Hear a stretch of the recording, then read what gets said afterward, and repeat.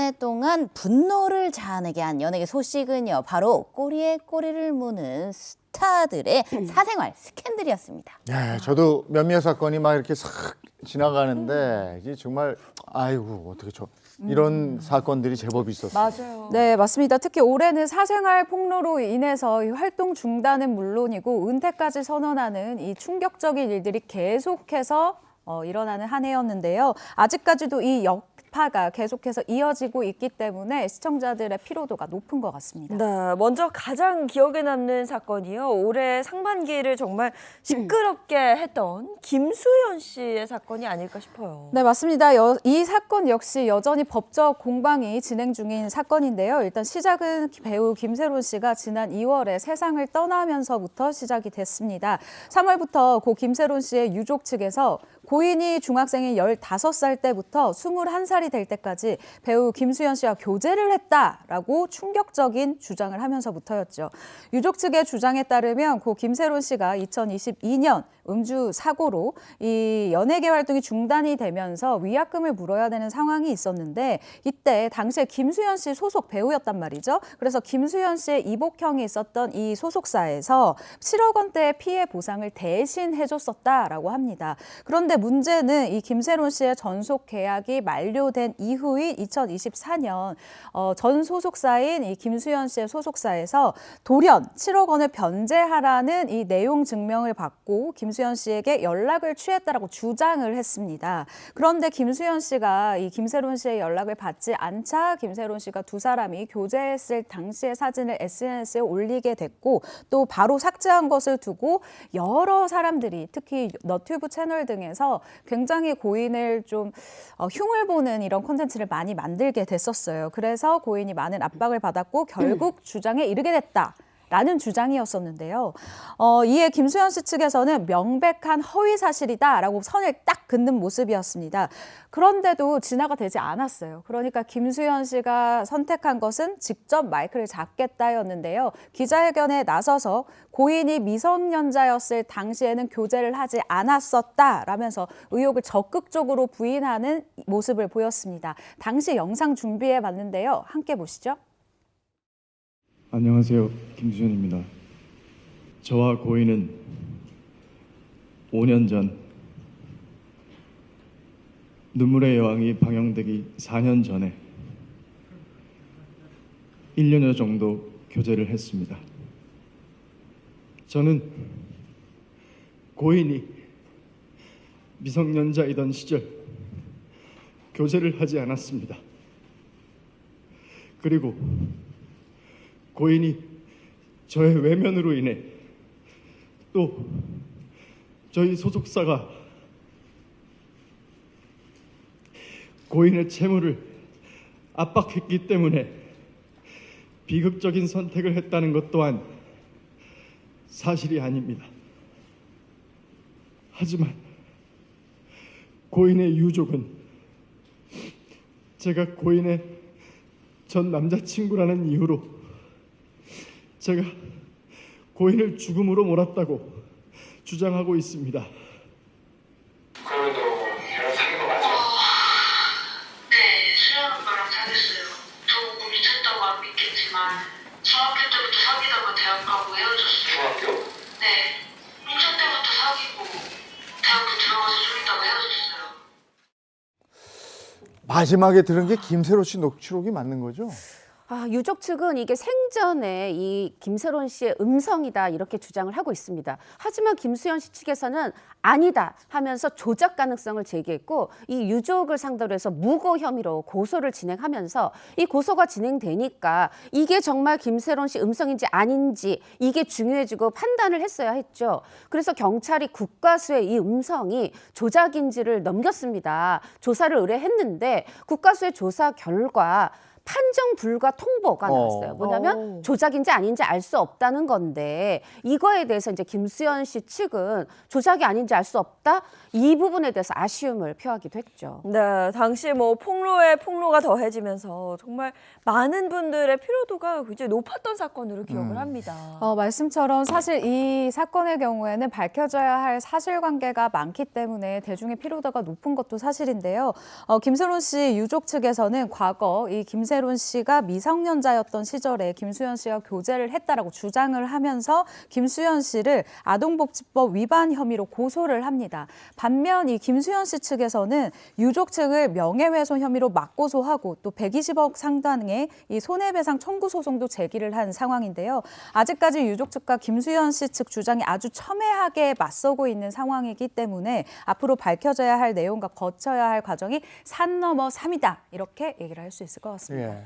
또 다른 거 한번 얘기해 주시겠어요? 네, 대표적으로 이제 10년째 불륜 관계를 이어오고 있는 커플이라고 해야겠죠. 있습니다. 영상으로 누구 얘기인지 먼저 확인해 보시죠. 저희 뭐 이거 얘기해야 될 자리인지 모르겠는데 저희 두 사람 사랑하는 사이고요. 네, 저희는 만남을 귀하게 여기고 믿고 있습니다.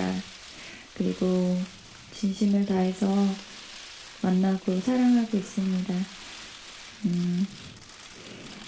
그냥 저에게 놓여진 어떤 다가올 상황이나 놓여진 상황 모든 것들을 겸허히 받아들이고 있습니다. 네. 네, 바로 홍상수 감독과 김민희 씨 이야기죠. 맞습니다. 지금 이 얘기를 왜 지금 할까 이유가 있습니다. 들어보시면요. 이 사실 홍상수 감독과 김민희 배우는 2015년에 지금은 맞고 그때는 틀리다라는 영화를 통해서 인연을 맺은 후에 22살에 22세의 나이 차이도 불구하고 방금 보신 영상처럼 어떤 불륜 관계임을 고백을 했습니다. 그런 뒤에는 국내 사실 공식 석상에선 거의 볼 수가 없는데 주로 우리가 그 두 사람을 본 건 베를린 영화제라든가 해외 영화제에서였습니다. 그러다가 올해 초에 나 산부인과에서 김민희 봤다 이런 목격담이 나왔고 실제로 지난 2월에 만삭의 모습으로 이 두 사람이 베를린 영화제로 향하는 모습이 포착되면서 임신한 거 맞네 확인이 됐고 그리고 지난 4월에 이 등남 소식이 전해지면서 이 10년째 이어온 불륜에 이어서 사실 많은 대중께서 충격을 받았습니다. 이제 그 뒤에도요. 이 신생아와 함께 이 두 사람이 함께 외출하는 모습 이런 것들이 목격 사진, 제보담 이런 식으로 공개가 되면서 그 여파가 이어지고 있습니다. 네, 그리고 올해도 정우성 씨의 그 사생활 스캔들로 연예계가 굉장히 뜨거웠던 걸로 기억하거든요. 네, 맞습니다. 지난해 11월이었죠. 정우성 씨가 모델 문가비 씨와의 사이에서 이 혼외자를 두고 있다라는 사실을 인정을 하면서 일명 혼외자 파문이 일어나게 됐는데요. 당시 정우성 씨 소속사 측에서는 아이의 양육 방식에 대해서 최선의 방향으로 논의 중이고 또 아버지로서 아이에 대해 끝까지 책임질 것이다 라고 하면서 이 양육 책임과는 별개로 문가비 씨와의 결혼 문제에 대해서는 선을 그은 모습이었습니다. 그리고 올해 8월입니다. 이 정우성 씨가 오랜 연인과 혼인신고를 했다라는 소식이 전해지면서 이런 또 혼외자에 대한 관심이 다시 한번 또 집중하게 되는 일이 있었는데요. 최근에 약 1년 만에 작품 활동으로 정우성 씨가 오랜만에 공식 석상에 이렇게 서는 모습을 보여왔어요.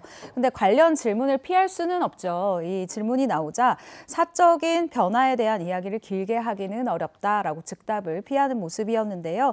여전히 꼬리표처럼 따라다니는 정우성 씨의 이 사생활에 대한 관심은 아무래도 정우성 씨가 기자들과 만날 때마다 비슷한 질문은 계속해서 나오지 않을까라는 생각이 들고 있습니다. 그리고 최근에 또 소위 얘기해서 센 거 터졌잖아요. 완전 센 거 터졌죠. 처음에 말씀드렸던 바로 그 소년범이라는 단어와 관련된 건데요. 어떻게 보면 또 먼 일 같은데 바로 이 12월에 있었던 일입니다. 지난 5일이었죠. 한 언론사가 이 조진웅 씨가 고교 시절에 자동차 절도, 강도, 강간 등의 중범죄를 저질러서 소년 보호 처분을 받고 이 소년을 송치된 바 있다 이런 제보를 받았다면서 보도해서 논란이 됐는데요. 이 바로 다음 날 소속사는 공식 입장을 통해서 일부 범죄 전력은 맞지만 강간 혐의는 사실이 아니다 이렇게 부인을 했고요. 그래도 논란이 뭐 가라앉지 않자 조진웅 씨 또 바로 전격 은퇴를 선언하게 이릅니다.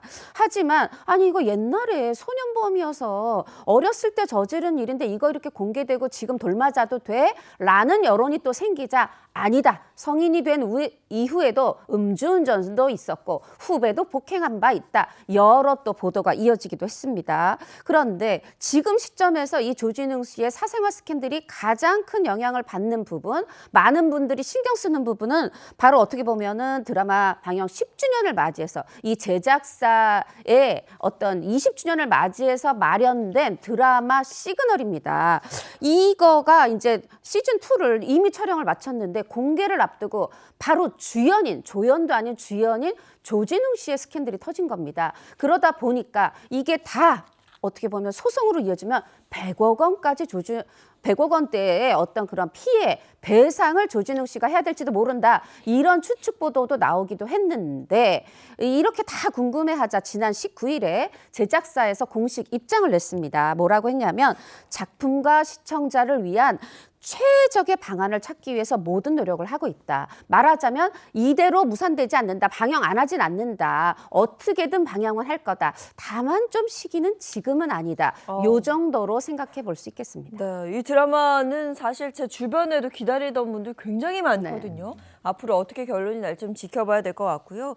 그리고 또 최근에 가장 논란이 된 사건이라고 하면 박나래 씨 사건 이야기해봐야 될 것 같아요. 네, 맞습니다. 원래 연예계에서는 11월 괴담이라고 해서 유독 11월에 안 좋은 사건, 사고가 많이 터졌었는데요. 올해 같은 경우에는 12월에 저주라고 해야 될 정도로 유난히 많은 사건, 사고가 일어났습니다. 조진욱 씨 사건부터 조폭 연루설로 활동을 중단한 조세호 씨까지 연달아 많은 일들이 벌어지게 된 건데요. 그중에서도 많은 분들이 아직까지도 큰 관심을 갖고 있는 사건이 있습니다. 박나래 씨 논란인데요. 박나래 씨와 함께 일했던 매니저들이 박나래 씨를 상대로 특수상해와 진행비 미지급 등을 주장하며 1억 원 상당의 부동산 가압류 신청을 제기하고 또 재직 기간 동안 이 갑질 피해를 당했다라고 주장하며 손해배상 청구 소송을 예고한 바 있습니다. 이 과정에서 이 의료 면허 미소지자로 추정되는 일명 주사임으로 불리는 사람이 등장하게 됐고요. 이 의료 면허 미소지자로 추정되는 사람에게 불법 의료 행위를 받았고 심지어 박나래 씨가 이 향정신성 이 약품을 받은 것이 아니냐, 불법 의료 행위임을 알고도 동조한 것이 아니냐라는 논란까지 계속해서 커지고 있는 상황입니다.